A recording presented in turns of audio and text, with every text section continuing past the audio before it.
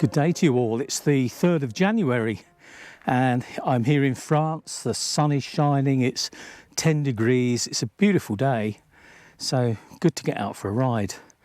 I've got my new GoPro, or replacement new GoPro, and it's a Hero 9, the same as before, and it's already frozen up on me, so we'll see how the rest of this goes. We're in the Haute-Vienne region of France, which is the High Vienne, the Vienne being the main river here. And I like to think of it as the land that time forgot. Things don't move here very fast. House prices have stayed the same for the last 20 years. Nobody rushes. If you're in a queue at the supermarket and the person in front of you has a friend that knows the checkout assistant, you could be there a long time while they swap stories and talk about the family and so on. But that's life. I must admit, at first I found it quite frustrating, but then you learn to just cool down, chill out. One of the other things you'll see as we ride, there's no fly tipping or roadside dumping. I wonder why. People seem to have much more respect for the area around here. Now, I'm sure other parts of France will be different. I'm sure somebody will tell me that. But certainly around here, people are very respectful. Now, you know I like a bit of history, so I thought I'd stop and show you this place. And they're dotted around all over France. It's not unusual, but some of you may not have seen them. And this is called a lavoir. And it's basically where the French housewives mainly used to do the washing. As you can see here, we've got a big pool in the centre that would have been filled with water. I would imagine there's a natural spring feeding it. And the ladies could sit here in the shelter, come rain or shine, and do their washing. Now, you might think this is quite medieval, but it was actually in use up until the 60s. And what I'm pleased to see is that they've preserved this lavoir. And in the summer, they put notices up telling you all the history and so on. Not all lavoirs were undercover like this one. Many of them were just flat stone by a stream out in some of the villages. And the village where we are had exactly that. There was a stream running down through a field, some flat stones, and the women there used to do their washing. And interestingly, I used to do a bit of metal detecting around this area, and I've found quite a few Napoleon coins where clearly they fell out of the pockets of their husband's work clothes. And I would imagine that would have been a fair loss. The last time I looked, the population per square kilometre in this area was only 7. And I think that adds to the quality of life. Not only that it's not crowded, but it's the fact that people care about each other, they look out for each other.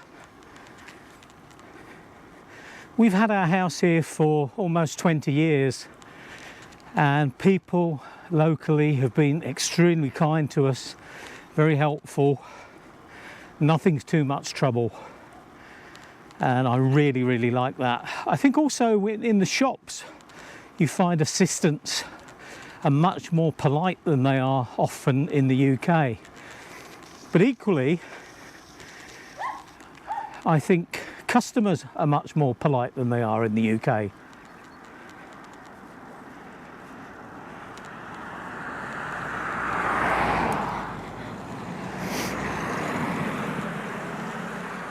This is the village of Saint-Sulpice-le-Fouet.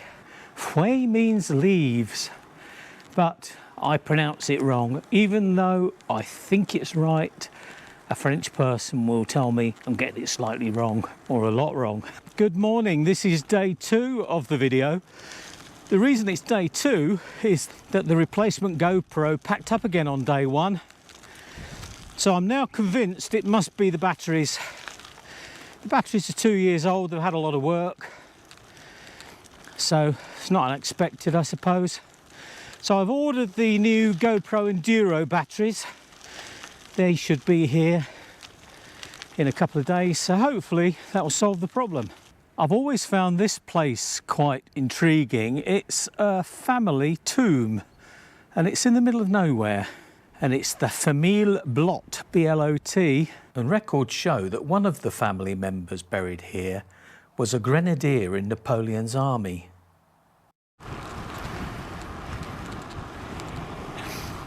With the high winds we have forecast for today, 40 kilometres an hour later, I'm going to keep this ride fairly short. We're just going to have a little ride around the area, not too far. Going to pop in and see a friend here, English guy. His wife died a couple of years ago.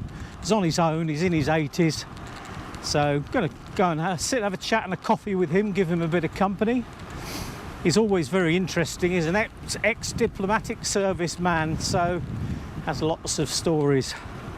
There's a lot of tree cutting gone on along this road, and in fact in our little lane a lot of the boughs have been cut off the trees. The reason is they're fitting fibre telephone lines right out to these small villages and hamlets, and it's part of a French government initiative to make sure that everywhere has a decent broadband connection. Now, interestingly, in our village in England, which is not at all remote, we still haven't got a fast connection. So here we are in 2023. Now I wonder what it's going to hold in store. I've got plans, but they're very loose plans. I think the danger with making concrete plans so far ahead is that you can be disappointed. Things can change, things can get in the way. So I think it's important to be fairly flexible but have some loose plans. Now Wendy and I have got plans this year to do some pretty long rides, and there's also quite a bit happening on the campaigning front. I've got a meeting in a couple of weeks' time with somebody from Active Lincolnshire, and they have a very interesting plan that they've asked me to be involved with. Can't tell you anything about it now, partly because I don't know too much myself, but partly it needs to be discussed before we announce anything. But I'll announce it here anyway. It might not interest everybody, so I won't dwell on it, but just to give you an idea of some of the things that go on, some of the initiatives. I also have a meeting with the Woodland Trust on the same day.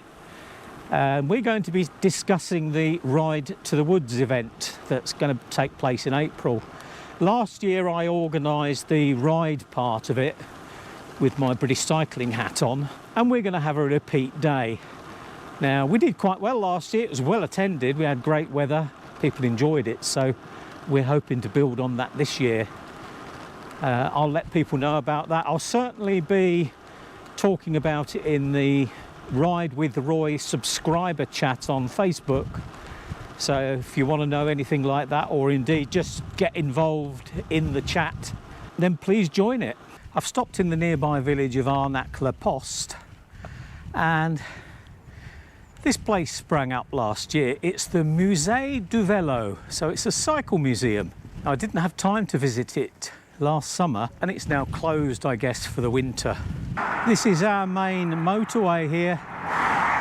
If you followed that white car for about 4 hours, you'd find yourself in Paris. Now, I shall be using this tomorrow when I leave, and I'll be driving for about 7 hours to get down to the port. I'll be taking the Eurotunnel, which for those of you not in the UK, I'll explain that we drive our car onto a train, and the train takes us under the English Channel, takes about 35 minutes, and then we're off the other end. So it's a really, really good system. I brought you into our local town of Le Souterrain, and in particular this square. Now, my bank used to be in this square. In fact, the bank is still there, but I don't bank with them. But I came round to the bank one day to be confronted by a German staff car and a group of German officers standing beside it. This whole square had been transformed into a World War II film set, and it was quite surreal. And of course the reason they would have chosen this square is because, as you'll see, nothing much has changed here, probably, certainly since the war, but probably in 100 years or more. I'm in the building there.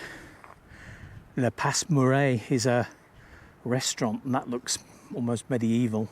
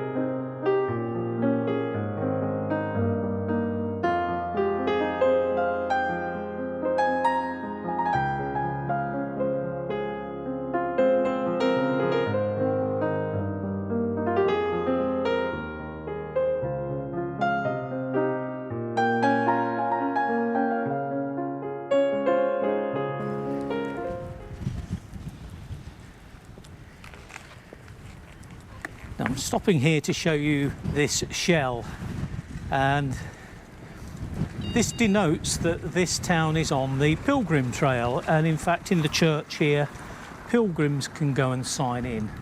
You'll see these shells marking the route wherever the pilgrim route goes.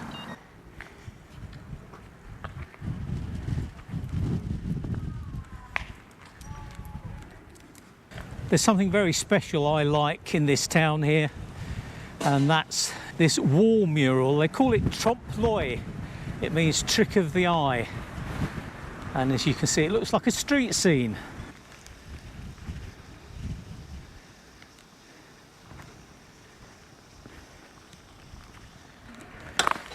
I love that.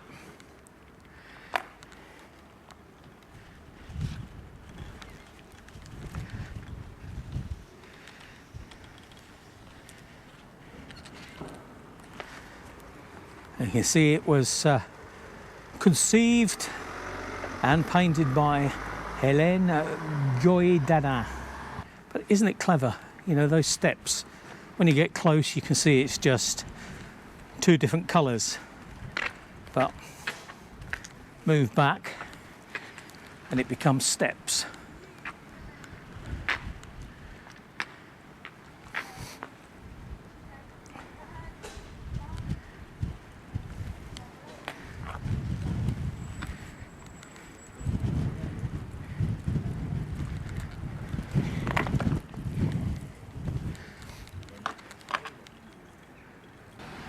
Now, a lot of these medieval towns have the old town gates, and you can see the gate here. I think there's a museum in there. I've not been in there. I really should do before we leave.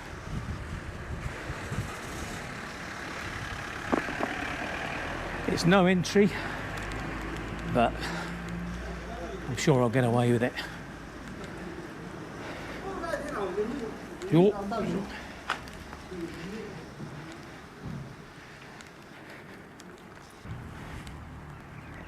And there's even a cinema here.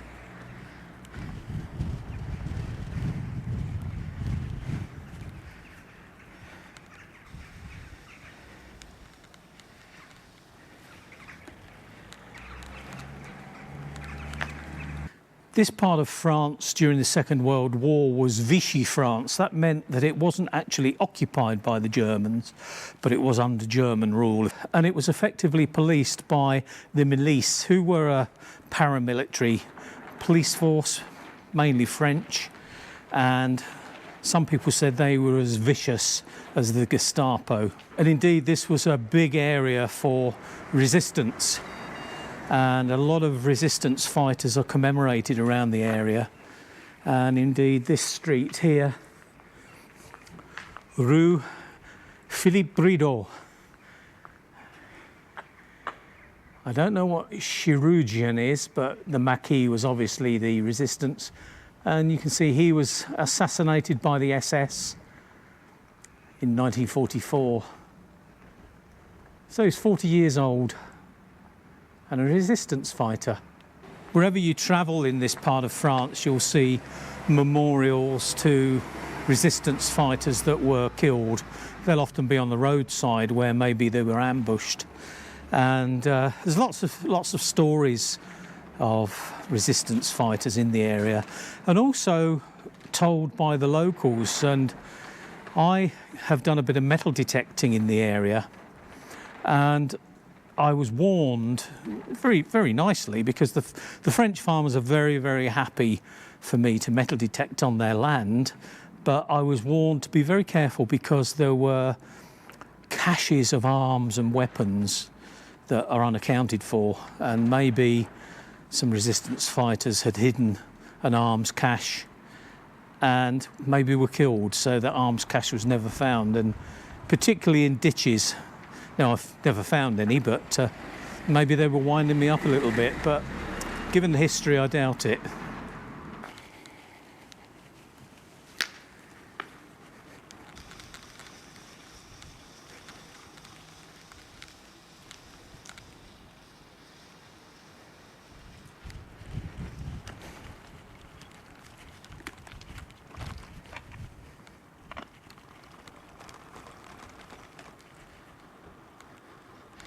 So that's Le Souterrain, folks. Pretty little town, lots of history, and quite vibrant. Well, I'm heading back now, which is probably just as well, because that wind is picking up. It's a crosswind, so that's not too bad, but starting to rain, and don't really want to get soaked, so I'm heading back. It's very, very chilly now. It was mild earlier, but the temperature's dropping. Well, I've made it back just in time, it seems, because the heavens are about to open. The last part of the ride, the wind was gusting up to the forecast 40 kilometres an hour, but fortunately it was behind me, so I got back quite rapidly. The good news is that the GoPro has worked faultlessly with the battery pack. I'll just mention my bike. I mentioned all my other bikes. This is my Fuji, and it's the first road bike I bought. It was 2015 I bought this bike, and it's worked faultlessly ever since. It's aluminium, it's not very heavy, and it has a Tiagra 9-speed group set. What I wanted to show you was this little clip system for storing bikes, and I hope you can see it okay, but it literally is a plastic clip, and you just push the bike back into it, put the tyre in there, and it holds the bike perfectly. I've made this small jig for the front wheel, just to keep the front wheel straight, but provides perfect bike storage. I can't remember who made it, but I'll look it up and put a note on the screen if I can find it. But it's certainly a very simple system, so it's worth noting if you have a storage issue and you don't want big bulky hooks and so on. Thanks for joining me today, really appreciate it. I hope you found it a little bit interesting at least, and I look forward to seeing you next time when we're back in England. So bye for now.